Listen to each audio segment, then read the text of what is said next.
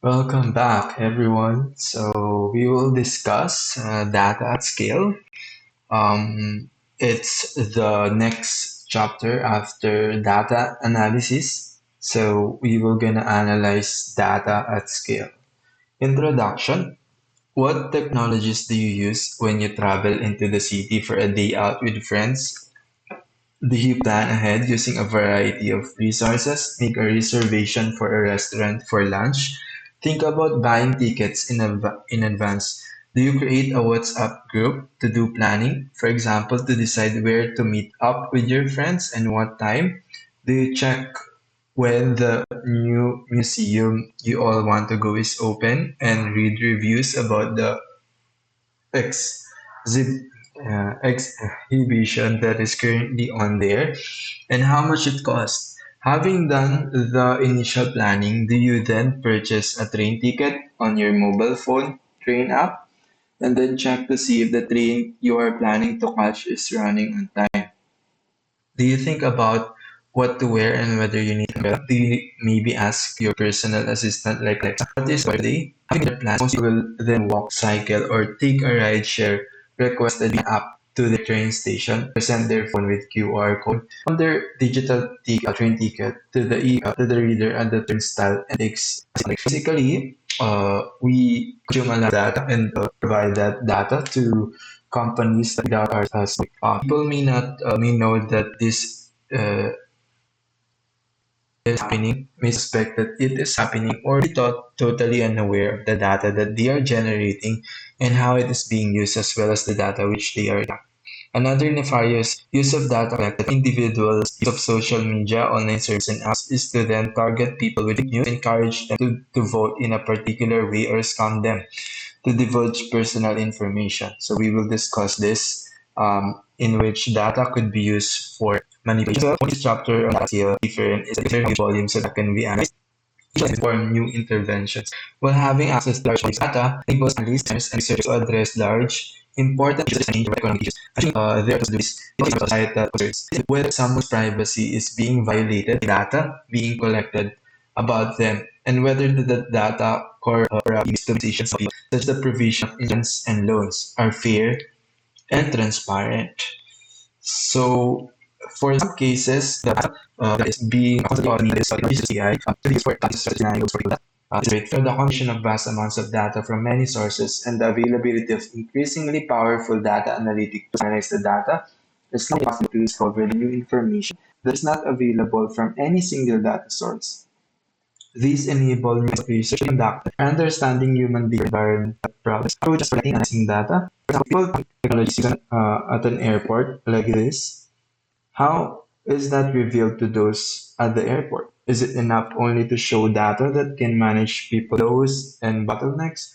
For example, in an airport terminal showing a public display in which one terminal is detected much bigger than another. Users are stuck and wonder how this is affected. What is better to hear? Other technique for analyzing what people are doing on websites and social media is to examine the trail of that they leave behind. You can see this by your Twitter or someone else whom you are following. For example, a friend, a political leader, or a celebrity. You can listen about a particular reactions to comments made by comedians for topic that is popular. There are just a few posts. It's easy to see what is going on, but often the most interesting posts are those that generate a lot of comments. When examining thousands or tens of thousands of posts, use automated techniques to do this. So we will discuss those further on how the social media as well or the posts that adapt three main that are using it for our privacy. But like the privacy different for different people. So this will review data for a moment. Screening and second source data. Once the data is scraped, it can be entered into a spreadsheet. And firstly, the tools from an interaction perspective how best to interact with the data and ways rather than the actual screen process per se, so that it can and sense can be made of it. Include for video conferencing meetings, transcripts, social comments, and Google search queries. Analysis of this kind of data can reveal insights about people, concerns, desires, behaviors, and habits. So for scraping, basically this means that The key or the main differentiate is how we manage this data and how can we efficiently find the data that we need for a specific context. For example, people say on news forums and social media about their health concerns and specific symptom provides many opportunities for health researchers to analyze and glean information about people's health on that would have energy. The Google tool can also be used for exploring and examining information and what people ask when they type something to Google search. Seth Stevens, David has used extensively review are interested in from his analysis of Google search data, he discovered that people type in the search all sorts of questions, such as about their health, more ways about search, things that people don't really admit as research, such as surveys and interviews. So these things that people provide really valuable data to this big company. And the issue is that they may not be aware or like there's a balance on how you will benefit from that search because I also do that search on my end on things that others could advantage of you to get something. So if to a point that you are financially vulnerable or someone advantage financially, then it's time for you to like choose and that is in this digital tools, even though it is benefiting us. During the early 2000s, Stevens did discover that any type loss of some research engine, having this is a good way of predicting how a might as 60% of people sorry about that, with COVID experience particular symptoms, even the symptoms may obvious. Sequence always makes an important assertion, gaining new insights from data, asking the right questions of the data. Furthermore, it is not how much data can be collected, but that what new data is needed. So it's not about how many data, like what, but what are you have to do because there's a tool available may yield surprise questions that guide and understand that is valuable. It's a good question. So it's like for finding things, the question you ask is important because that is the start of your data gathering process. Now, that is your report does not lead to the requirements needed or to the action that you need to solve your context, your then that affect you mostly because no one has a limited time. The quality of question you ask is important. Uh, question to ask this particular pertinent for HCS, especially in terms of how you relate to find in technology markets. What insights do Google searches provide for yourself? Go to Google Trends and type into the search box, such as say, for example, see how many people type this into Google over last month here. Then type in the comparison back the statement. I feel happy. How do the results compare? Which ask often. Then select word one. Does that make a difference into the trends? Finally, type in your name and see what Google returns. It is surprising how many people confide personal statements in Google. Some people will tell anything. Google Trend provides a way of comparing the search data across other topics. When you type in your name, unless you have the same name as a famous person, it often comes up with your search doesn't have enough data somewhere. Collecting personal data. Personal data collection started becoming popular through the 45 movement that surfaced in 2008, where multi-shontal meetings were organized that enable people to come together to share and discuss their various self-tracking projects. In 2013 as well, data track on a daily basis includes steps taken, calories consumed, water drunk, energy levels, mood changes, mental health, and sleep quality. So let's back up a little bit. There is a lot of data that is measured here. The mental health, the mood changes, those are the subtle difference that people in everyday life are not aware because we are creature of habit. We are not designed to like be aware on all of those things that we are actually doing. For example, the calories we intake. If you are obese or overeater, you probably didn't notice or don't notice that energy level. I'm hardly aware of my energy level throughout the day, to be honest. So those are things that this technology will help you collect personal data. So it was actually started in 2008 because this technology it comprised both the collection of quantifiable metrics and the subjective experience of the impact of this data on the person collecting it. Nowadays, many apps and wearable device exist that people can buy off the shelf, which can collect all sorts of personal data and visualize it. These results can be matched against targets, reach, and recommendations. Hints or tips can also be provided about how to act upon them. Many apps now come pre-bundled on a smartphone or smartwatch, including those that quantify health, screen time, and sleep. So the wearables provide like an option now to get some of these details like tracking. Of course, not all of this is useful every time because of Pareto principle. What probably most useful for anyone here is screen and then sleep. Some also data from multiple quantified self as self trackers to be shared so that groups can work collaboratively with their data. Others allow multiple activities to be tracked, aggregated, and correlated.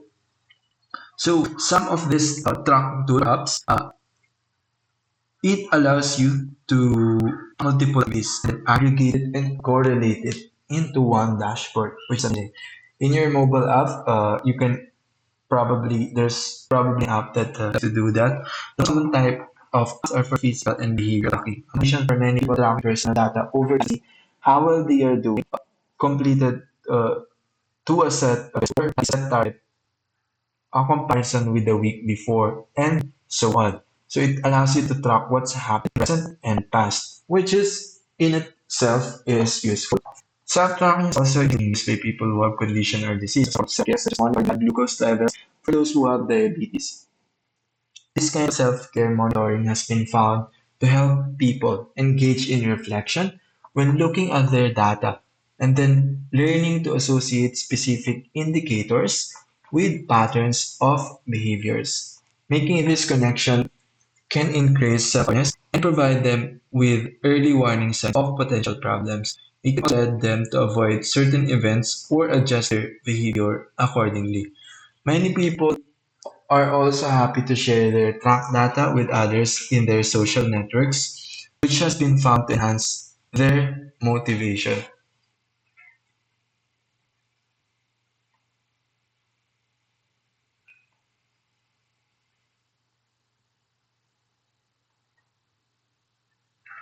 So sometimes it could be used to a health related disease like diabetes to help them, to self help them. So it provides increased awareness, but it can also be affect them negatively. So many people are happy to share that in their social media, which enhance their motivation.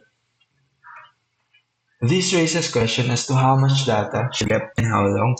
Also, how should this data be used to be to best effect? Should it signal to the wearer when their heart rate deviates from normal levels, given that so much data is being collected from many individuals?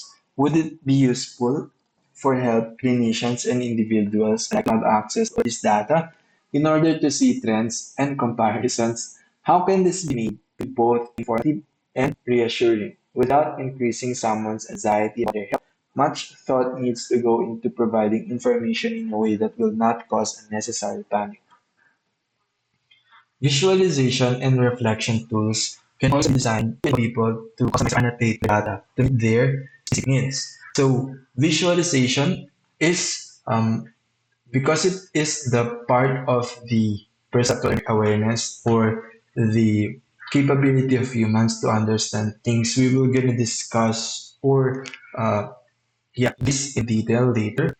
And then hearing aid provides us tools to be able to make sense of information.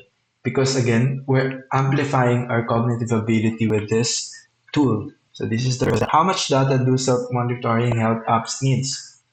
The information and data that are sent back to the person need to be as accurate as possible. Clearly, it is not acceptable for people to mistakenly think they have cancer or another serious illness when they don't, or to overlook a potential health problem, which goes undetected when using an app.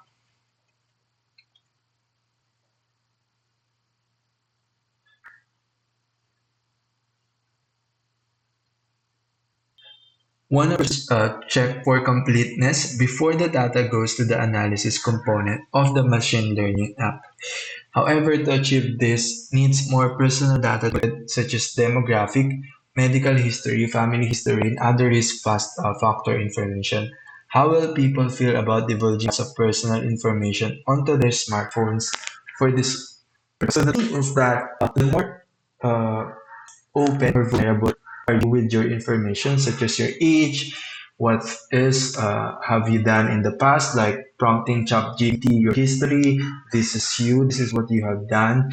Even though it's hard to sometimes reflect about those things, that provides a complete data before ChatGPT could provide you like an information, an accurate or complete information on the advice that you actually need. So there's this balance. So how comfortable are you actually providing those data, right? So there's a balance. This is the most complex about this, is because it's security, but it's basically managing the convenience and the security. So that's one of the main way that I like simplify the security aspects of things. Am I allowed or am I willing to sacrifice my security for the sake of this? Most often than not, yes.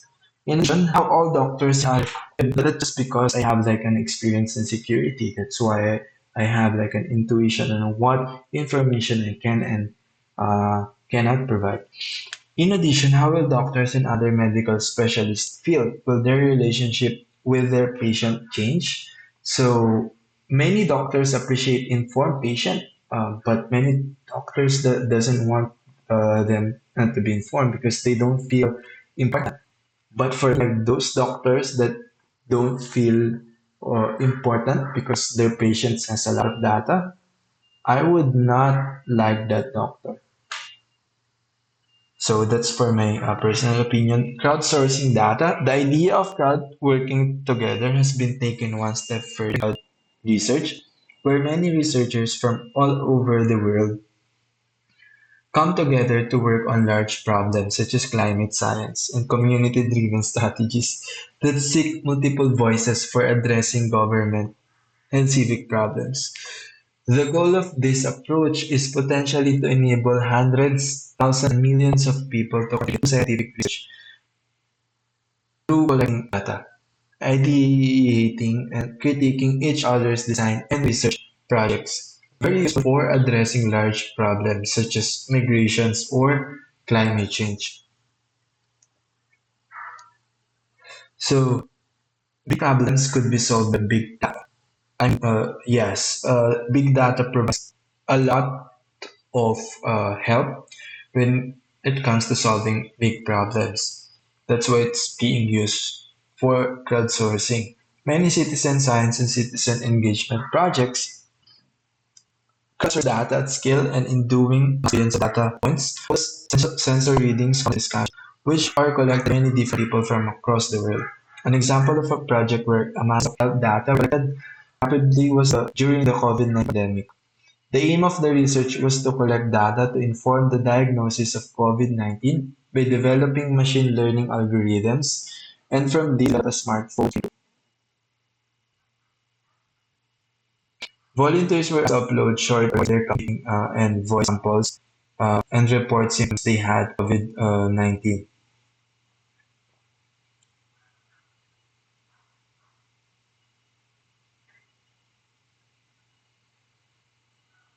Sorry. We To obtain trained algorithms, the project was conducted with the help of a public media with the researchers. University method proved to be very effective. In only a few months, the data 6,000 individual participants were able to develop a deep learning model using some of these and validated its predictive performance on independent population. Their findings show that voice signals have a COVID-19 signature. However, it was more difficult to determine patients of COVID-19 who were often mistakenly classified as health participants. Their coughing and breathing appeared normal, they had tested positive. Overall, the research showed the effectiveness of using crowdsourced human data to validate the models and of developing early-stage screening tools based on signals for disease democracies. So here are the up harnessing the power of crowdsource enables diversity of data to be collected, but projects raise a number of issues as to who owns and manages it. This is especially pertinent when the data can be to unearth details about people who contribute the data. For researchers and UX designers, there are important questions about making data available for education and research while protecting the privacy of those contributing data, including the region where the data is collected. Science and UX design for privacy. Privacy is important in terms of crowdsourced projects, including citizen science. Collecting sharing data using smartphones is often easy and quick, but privacy concerns may be low. As described by Yang Feng Wang and colleague, who surveyed different aspects of privacy mobile crowd sensing. Various digital tools and platforms have been developed in order to manage the diverse community of participants by providing shared protocols for how to participate while facilitating the exchange of data and different views. So there are steps to balance this diversity of data, protocols, and how to participate. So basically, you can configure how secure your data is when having that. But always question who is always the question who really owns the data, right? You can never be sure, especially if you don't have source. Other strategies involve making information fuzzy so that they are not exact.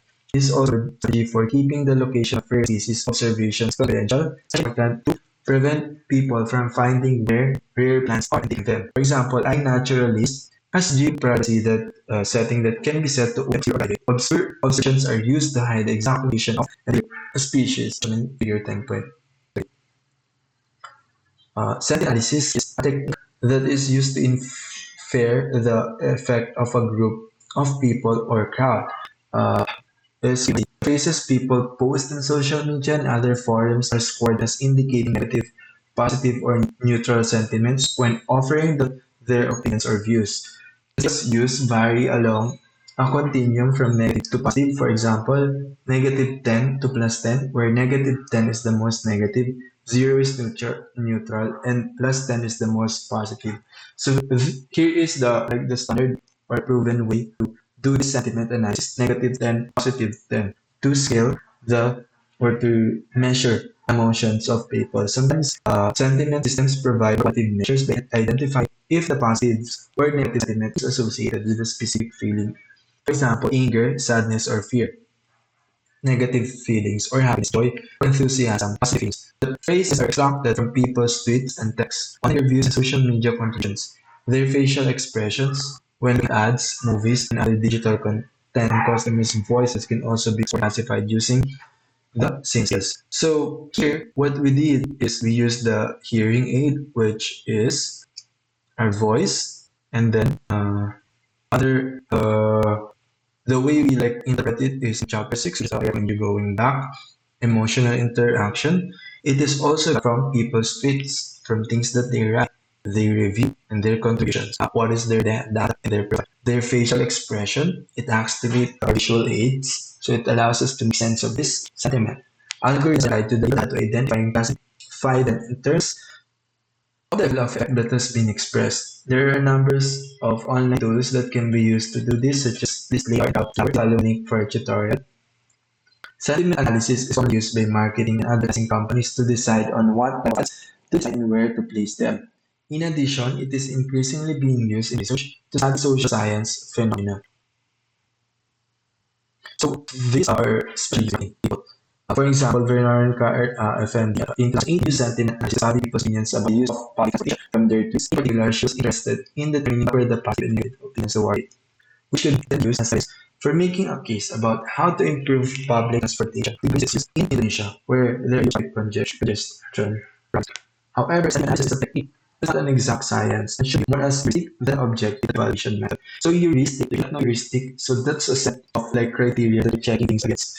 So it's not like an absolute way for you to measure, but more of a for you to decide or heuristics. For this, the analysis indicates that humans express their optimism about topic more positively. Moreover, it also showed that by focusing on emotive words in phrases, sentiment analysis can miss the diversity of expressions that humans understand intuitively. For example, how would sentiment analysis score a phrase written in a text to their friends that said, "Your hair is always so on point." The phrase is Islamic expression, meaning that something is very well done or perfect.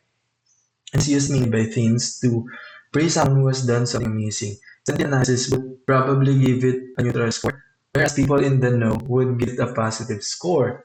Humans also make more nuanced judgments. Social network analysis. Social network analysis is a method based on social network theory, Bellman and Berkowitz in 1988 and Hutton and Wellman in 2003 for analyzing and evaluating of social ties within a network. While understanding social ties has been strong interest of sociologists for many years. For example, Hutton and Wellman, as social media became increasingly successful, it also became a key interest for computer and information scientists in and before beginning for research in 2019. The researchers want to understand the relationships that form among people and groups within and across different social networks and with offline social networks too. Because these relationships to be more clearly, it helps to reveal who is most active in a group, who belongs to which groups, and how the groups do or do not interact and with each other. Analysis can also show which topics are hot and throw light on when, how, and why something go viral. Managers, marketing and advertising companies, and politicians are especially interested in how activities can influence them, their companies, their clients, and their constituents. So managers are this. So two entities make up a social network, nodes, which are sometimes called entities or vertices, represent people and topics. So people and topics, like the connections between the edges, which are also known as links or ties. So the connection between them are called edges or sometimes ties or links. The edges shows the connection among nodes. For example, the members of a family, they can show direction relationships. For instance, parents may have a line with an arrow head points to the children, indicating the direction of the relationship between the two nodes. So this is useful. Whenever you have some problem, you just need to know what is your topic, the main topic, main point, and people that are supposed to solve that problem, right? So this is how social networks are being interpreted. So similarly, an arrow indicates that children have parents. These are known as directed edges. Edges can also indicate relationships in both directions. We have arrows at each end. Edges that do not have an arrow are undirected. That is, the direction of the relationship between two nodes is not shown. So if the ends have an arrow, it doesn't show the relationship. So the edges can show relationship or arrow in both directions, which is that both people and action are interrelated. The integral part of social network analysis is the operation of maps, also network graphs. This helps researchers understand at a high level the correlation among people represented by nodes. For example, we used to show connections between people tweeting. So here is that map, network graphs, that allows you to see in high level what is happening between the people and topics. Now, the size of nodes circles is a number of Twitter followers, with bigger nodes having more followers. The map also helps identify groups or clusters that different colors people like or mention each other.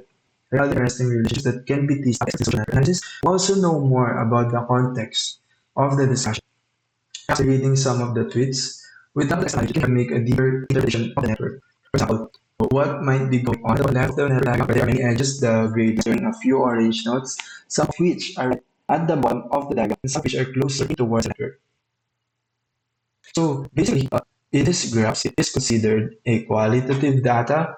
So we need expert people that knows things like this to allow more triangulation or different opinions or more accurate opinions. Some other types of studies using social network analysis communication during the 2016 flood in Louisiana, where Joaquin and Macarin have examples of social media in flood victims communication, both with each other and with emergency services. If Facebook was used effectively to disseminate information, another study, Dina, Handel, and we examined teachers in Twitter.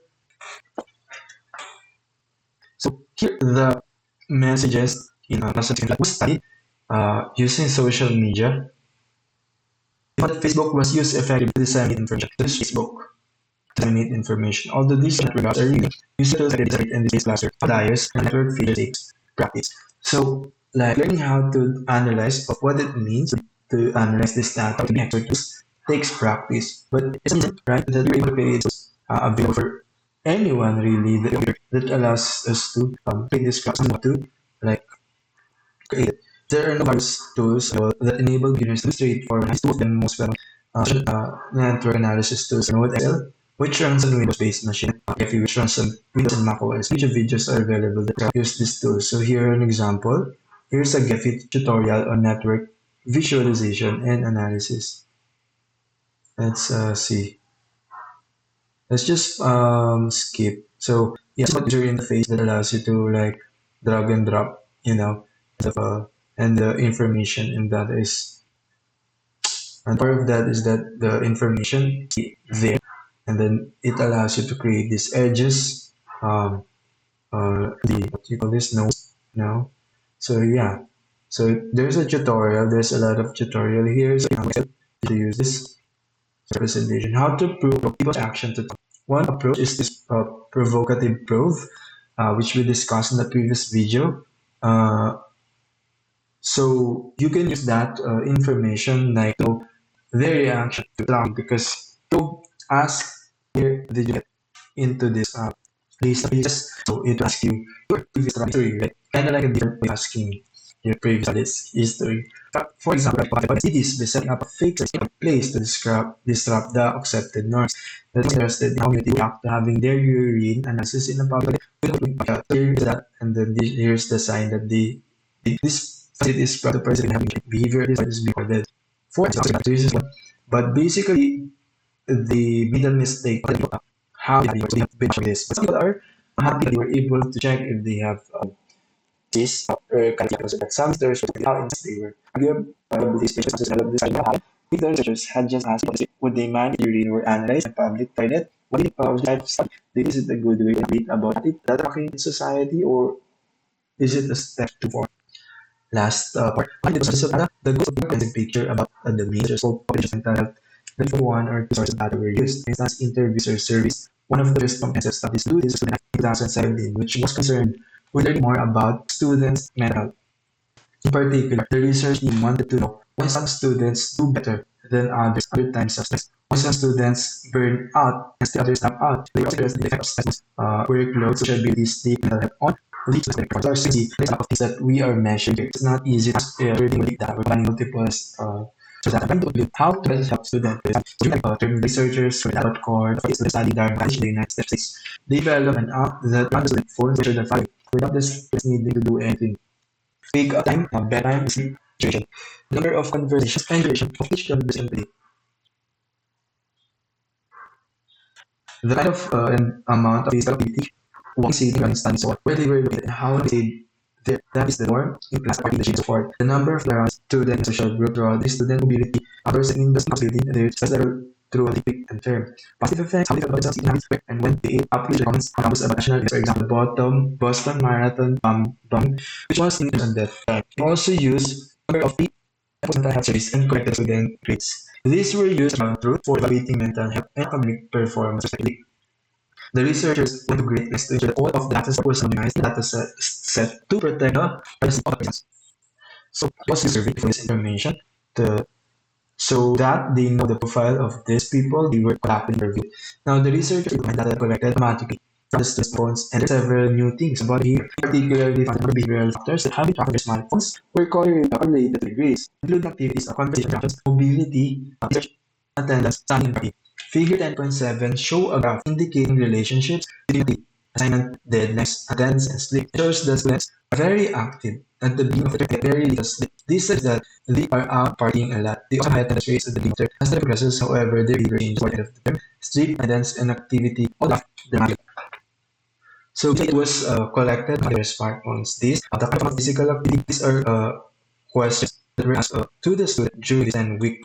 So here's a graph that they could very high attendance rates at the beginning of the term, but the changes end of term, sleep, activity, all drop off at the end of the term. So the figure shows students start to hang up social positions. This begins to take off as an approach student research to having fewer conversations.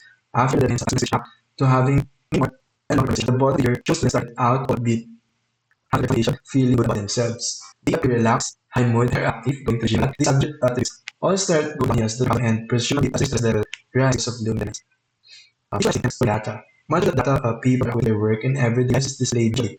For example, science facts, mental ideas, and assumptions of figures, schematic diagrams, scattered. So we are visual picture. We're going to go back to this and to this course or this is different than the people of the world. But they have to be presented in ways that are understandable for the people use them. Being able to interact, being able to interact. Okay, that is what is the data about it? What was it analyzed and what it means? The skills needed to understand and interpret data visualizations are referred as visual literacy.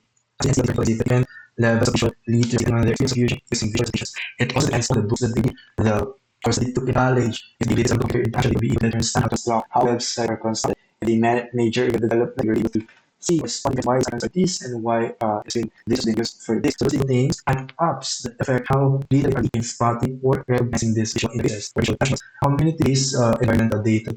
One of the early software platforms developed was the Smart Cities Kit, which is not several times it was first developed and developed from smart cities like me.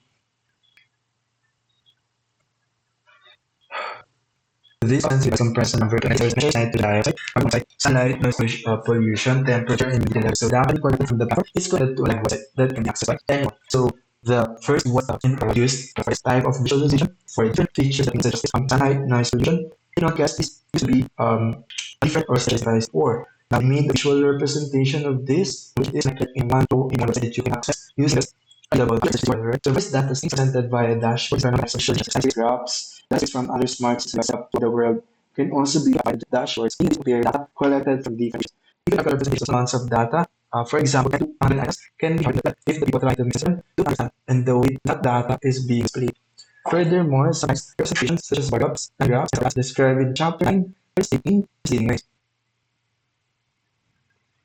So bar graphs is another place which should discuss the use in misleading ways for this, which we will discuss in the next videos. So for presenters, it's 20 to 100 items that you would like to visualize in the visualize for dashboard, right? That's like 100 items. So the next subject, for example, asks how to graph should effectively communicate the right information from our data. She describes how data can set people when must have access with the data skills. Or the like to read the bars being hard to read the values from the bar because the obvious side of the column is the place to read.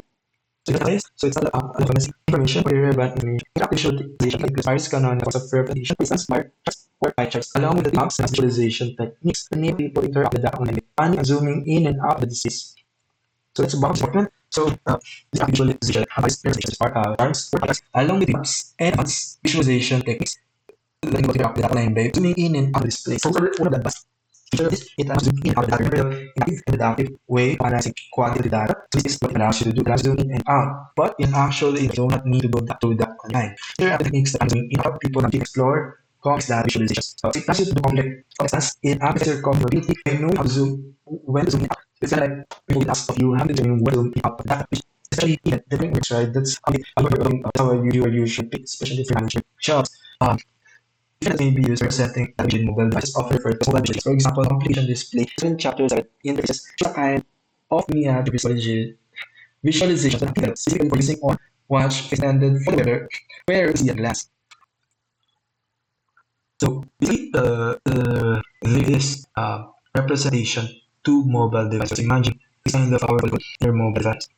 So complications which through this chapter. So it was miniature visualization that have been developed specifically for using on a watch visited where the class. So I recommend going back on that. So it's basic interface that allows you to see that at glance, a graph, a moving graph. As our parents experience explained more than 2 decades ago, that visualization is to amplify human vision so that people patterns, trends, correlations, and anomalies in the data that led them to gain insights and make discoveries. So again, guys, let's talk about patterns, anomalies, trends, correlations. So it's worth making an economics for this. Maybe copy, cut, right? I don't know, but this is how we do data analysis. Okay? For example, millions of people use digital maps to find a way benefiting from their integration to car navigation and smartphone apps. So these are correlation. These are combined that enable us to make sense of things. So it's not just how things are currently available, it's also how we combine those things to achieve tasks. It's just geologists compare images from thousands of patients, financials examine trends in the stocks. How does common this data visualization to enable people to explore the data and gain new insights. For example, zooming out of the data to see overview or to get details. Then 1986 summarizes this behavior in his overview, first zoom and filter, and then details on demand. Again, overview first, zoom and filter, and details on demand. Overview first, zoom and filter, and the details. A number of visualization tools have been for interacting big volumes of data larger display used with PCs, laptops, and tablets. By waiting in 2012 and March 2014 and Makura 2022. So, the price common techniques mentioned earlier, such as graphs and scatter plots coupled with 3D interactive maps and displays, time series data, heat maps and networks. Sometimes these visualizations were developed for use, other those for which, for example, 3 maps were originally developed to visualize systems, enabling people to understand why they're running out of space on their hard drive, seeing how much space different applications and files were used. So the map was used to visualize files and for 3 maps. They were then, so it was created and they the media financial reporters, community changes in the market. They became more similar to Siemens Bachelor tool embedded in most wide applications such as Microsoft Excel. 2019 book. So here, a visual reference including so sounds is what it looked like in visual dashboard. Index from these three sources are displayed so they can and compare. So this given sounds. So here, we're gonna watch research with scientist to call this Jesse Oliver. So here, because this is using cities design, and researchers in our setting, there is practice in cities and across the country. So here we have an introduction, NCR, engagement, and science, party introduction, the assessments. So yeah, we get a lot from there. Interest, creativity, sharing, and long-term. Other visualization develop for different kinds of data, such as spectrums to represent audio, shows spectrum sounds from birds and insects. It shows visual data of a sound over time at various frequencies spread in a waveform. We'll be able to see the patterns. Comment by working with applications, we can explore aspects of the regards this demonstrate visualization area, performance, some clear portions of the which flags are ready. For this exploration, things of the days are also being laid in the items to further schedule our events. So, we will determine particular parts of the data, because there are different causes flights to arrive early. So, since they use visual here, people came up with that extra aspects of interest in going to particular parts. This is demonstrated in this, which I'm going to portions of the data on which flights are arriving. So, in the next video, we'll discuss how these are being represented in the actual site. But for this, the researchers say this time and look at the actual time where people arrive late. And then we discover that they are associated with the perceptual conditions that makes designers of when visualizations. For example, can actually parts of this of the visualization artist. Also, the chance of knowing how much detail people in visualization about structure of the artist. In addition, he mentions that our current invest in many different levels, and he notes that use of skills proficiently requires programming and data analytics skills. UX usually tools are therefore to find ways for people who may not have skills. He describes some centers are tempted to get jobs out of the automating analysis, but the balance is needed inside how much operation should be provided and how much control should be left in the hands of people using apps. So here we talk about a little bit the balance of human attention, or you think of it as being using AI. Sorry. Now, obviously, you have to automate this data visualization because you need to learn the visual literacy on how it works for this, for that, and the user be in which the user doesn't have a data analysis skill for this. So the balance is right, or the writing because there's much more to analyze than visualizing it. That's the beginning. And that's the data around 80% of data is visual privacy. So cleaning. This is what I talk about the cleaning or the silent environment helps us focus a lot. That's why it's 80% of the job of data science. No, cleaning, removing unnecessary data, being sure we're only getting there, but practice most of the job is not really that fueling. So maybe people are amazed at how you use data so fast, but you haven't realized the skills that took you to be able to learn how to analyze big data and then remove the errors of the noise and just focus on the song. So here, there's a video about analysis where Jeff talked about how Python uses Python for data analysis. So here, he described the graphs of the so for example, Tableau. So data analysis is click the waiter Power BI or Microsoft, I think your is all three and also this tool effectively business analysis and interactive explorations that can add them new insights. This may involve customizing the dashboard and interactive panel for widgets, the config sliders, checkboxes, video buttons, and coordinate window. This different kinds of graphical representations such as inline graphs, heat ups, stream ups, infographics, scatter plots, and other kinds of visualization. So that's how I did an interactive panel of control widgets that contains sliders,